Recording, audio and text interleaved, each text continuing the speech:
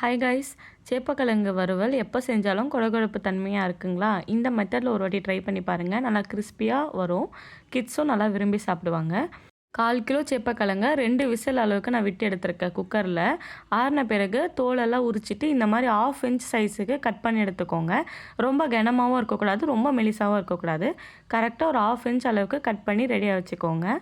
கடாயில் 2 குழிக்கரண்டி எண்ணெய் ஊற்றிட்டு 1 ஸ்பூன் கடுகு, கருவேப்பிலை போட்டு நல்லா தாளிச்சிட்டு ஸ்லைஸ் பண்ணி வச்சுருக்க சேப்பக்கிழங்க சேர்த்து ஒரு 2 to 3 மினிட்ஸ்க்கு எந்த மசாலாவும் ஆட் பண்ண வேணாம். அப்படியே எண்ணெயிலே லைட்டாக ஃப்ரை ஆனால் போதும். மீடியம் டு லோ ஃப்ளேம்லேயே வச்சு ஒரு 2 மினிட்ஸ்க்கு அப்படியே பெரட்டி எடுத்துக்கோங்க. 2 மினிட்ஸ் ஆயிடுச்சு. இப்போ நம்ம மசாலாலாம் சேர்த்துக்கலாம். 1/2 ஸ்பூன் அளவுக்கு மஞ்சள்தூள், 2 ஸ்பூன் அளவுக்கு குழம்பு மிளகாய் தூள் சேர்த்துருக்கேன். மசாலா பவுடர்ஸ்லாம் சேர்த்த பிறகு ஸ்டவ்வை நல்லா லோ ஃப்ளேம்லேயே வச்சுட்டு ஒரு பெரட்டிக்கோங்க. மசாலாலாம் ஒன்று சேர நல்லா கோட்டாகி இருக்கணும் சேப்பக்கிழங்குல. நல்லா சேப்பக்கிழங்க பெரட்டி விட்டுட்டு லோ ஃப்ளேம்லேயே 10 மினிட்ஸ்க்கு வறுத்து எடுக்கணும் 2 சைடும். இந்த ஸ்டேஜில் சேப்பக்கிழங்கு தேவையான சால்ட்டை நான் சேர்த்துட்டு நல்லா பெரட்டி விட்டுடுறேன். லோ ஃப்ளேம்லேயே வச்சுட்டு ஒரு 5 மினிட்ஸ்க்கு அப்புறம் நான் திருப்பி கிளறி விட போகிறேன்.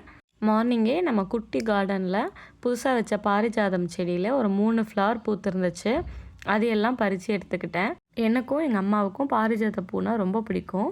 இப்போ தான் செடி வாங்கி வச்சோம். ஒரு 2 to 3 வீக்ஸ் தான் இருக்கும்.